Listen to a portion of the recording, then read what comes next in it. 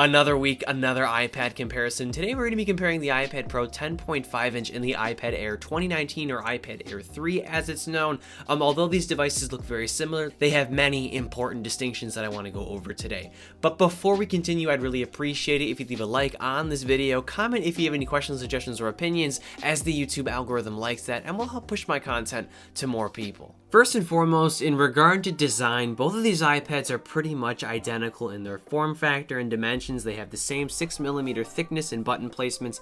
The only differences that you can see are in the color here. As you can see with the iPad Air 3, you get a darker space gray versus with the iPad Pro 10.5 inch, you get this more silvery space gray. And you can also see that the camera bumps look different. We have just a single sensor right here with the iPad Air 3 and a bigger camera sensor with a flash on the iPad Pro 10.5. Another major difference is with the speaker setups on the iPad Air 3. You just get two down-firing stereo speakers, which offer pretty decent sound quality, but they lack the fullness that the iPad Pro 10.5 inch has, which I'll demonstrate in a minute here with the sound test. But as you can see with the iPad Pro 10.5, we have a total of 4 drivers on all 4 of the corners of this device. And let's do a little speaker test so I can show you what I mean here. Here's the Air 3.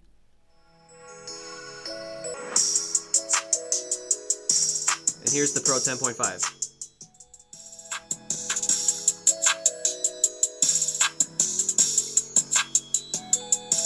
So in my opinion, I think that the iPad Air 3 might have better sound quality, maybe in some aspects, but the iPad Pro 10.5 inch just sounds so much better because you're just getting more volume, more surround, if you will. So this quad speaker setup is definitely better for listening to music and consuming other media. To quickly talk about biometrics or unlock, both of these iPads pack Touch ID 2nd generation, which is equally fast and accurate on both. And I'll also quickly mention that both of these devices charge via Lightning, unlike the 3rd generation iPad Pros, which charge via USB Type-C, and both of these devices do have the smart connector, which allows you to connect to Apple's smart keyboard and other smart connector oriented accessories. Next up, let's talk displays here. And in regard to image quality, both of these panels here are equally bright and sharp. They have the same resolution, not to mention the same size. It's in the name, iPad Pro 10.5 inch, so this is a 10.5 inch display, and the Air 3 packs the same display, although its name doesn't really indicate that. And speaking of this 10.5 inch form factor, it's big enough to do work and play. It's very similarly sized to the current gen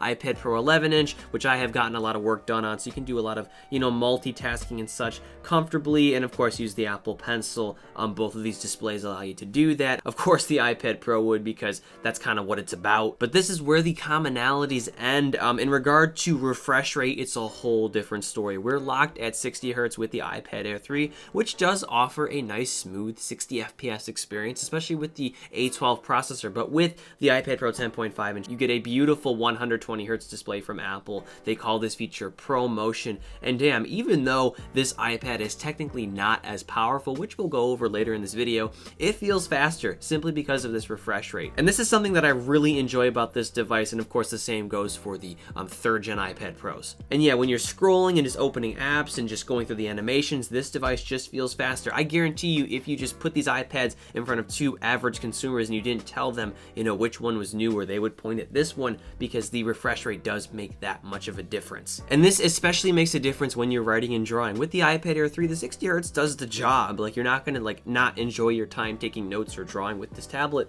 But with the iPad Pro, with any 120 Hz display for that matter, it's just so much nicer because the lack of latency just makes it feel so much more natural and satisfying here. It feels like you are really connecting with the pixels, versus with this, it does feel like you're interacting with a piece of tech. If you know what I mean, like the higher refresh rate just offers a much smoother experience, obviously. And if you're doing a lot of writing and drawing, then this might be something that you should prioritize. Next up, let's talk about battery life here. And right off the bat, I'm going to say it, iPad Air 3 already wins because I charged both of these to 100% for this test. And you can already see here, my iPad Air 3 is at 95% and my iPad Pro 10.5 inch is at 88%. So standby time and just overall screen on time is better with this device for several reasons. Number one, it is a more power efficient processor. A12 is newer, A10X is older. This consumes more power, this consumes less power. And also refresh rate does make a difference. While it's a beautiful experience with the iPad Pro 10.5 inch, you are sacrificing some battery life here, whereas this is locked at 60 and it doesn't draw as much power. So the display and the processor are less power efficient than those found in the iPad Air 3. And also, since the iPad Air 3 is being offered new, you're not going to really run into any battery degradation, whereas with this is a 2-year-old device. I bought this off of somebody who had used it and of course degraded the battery over time. So standby time and overall screen on time is not going to be 100% of what it once was. But at the end of the day, I do believe that both of these iPads will get you through a whole day. Of course, the Air 3 and then some, but I don't think I'd have a problem using the iPad Pro 10.5 inch in place of my 12.9 inch, which doesn't get amazing battery life to begin with in my college note-taking and just general usage. Next up, let's talk about the camera setups in both these devices, and they are massively different here. Different sensors, first of all. You have an 8 megapixel pretty bare bones sensor with the iPad Air 3 versus a larger 12 megapixel sensor with a flash on the iPad Pro 10.5 inch. This is good for 1080p video. This is good for 4K video. And of course, the flash has its own utility, especially when you're taking pictures in the dark. Like, for example, if I'm taking a picture of like a piece of paper at school, I do find the flash very useful in like less lit areas, whereas with this, you're just going to get grainy images in low light. But despite their very different back camera setups, the front camera setups are pretty much identical. In fact, if you were to do a repair, I'm pretty sure that you would just replace either of these front-facing cameras with the same module. Both of these iPads have 7 megapixel front-facing cameras with, front flash. The screen will illuminate if you want it to. So image quality when you're video chatting or taking selfies should be identical. So yeah, if camera setup is important to you, if iPad videography and photography makes a difference in your life, then definitely consider the iPad Pro 10.5 inch or a newer iPad, because it will have a superior sensor with superior resolution in regard to video. And of course, the addition of a flash is very useful as well. And last but certainly not least, let's talk about software experience and performance here. And this is kind of surprising to me, although the Geekbench scores are definitely different. There's about a 300-point difference in multi-core and single-core scores with both these devices. Of course, as we know, single-core scores kind of dictate everyday task performance, and multi-core scores dictate heavier tasks like video editing and gaming. But in my own personal experience, gaming and navigating through the UI, both are equally smooth. And of course, the iPad Pro 10.5 inch feels even more smooth with its higher refresh rate display, as I said. And also, fun fact, the iPad Pro 10.5 inch, despite the fact that it has an inferior processor, has an extra gigabyte of RAM, because after all, it is an iPad Pro. So 4 gigs of RAM here versus 3 gigs. So in theory, the iPad Pro 10.5 inch should offer smoother multitasking performance. It should be able to keep more apps open at one time. But yeah, in my experience, apps open up pretty much equally as quickly, maybe a split-second delay with the iPad Pro 10.5 inch, but once again, the refresh rate does make up for any lack of performance here. If you are doing, video editing with, like, let's just say LumaFusion here, and you're editing like 4K video, obviously render speeds and just maybe overall playback performance is going to be better with the iPad Air 3 because the A12 is superior and has a better internal GPU and etc. But you might have some benefits with the extra RAM here. But talking about what I do, like note taking with Notability or GoodNotes, the performance on both should satisfy you either way. And of course, the lower latency display with the iPad Pro 10.5 inch would be even more desirable if you're doing a lot of writing once again. And let's quickly talk about gaming performance here. Although I can't demo both of these at once, at least with Call of Duty Mobile, what I can tell you is, although the iPad Pro 10.5 inch takes a bit longer to load the game, it is downloading something here, by the way, so it's not like a huge difference.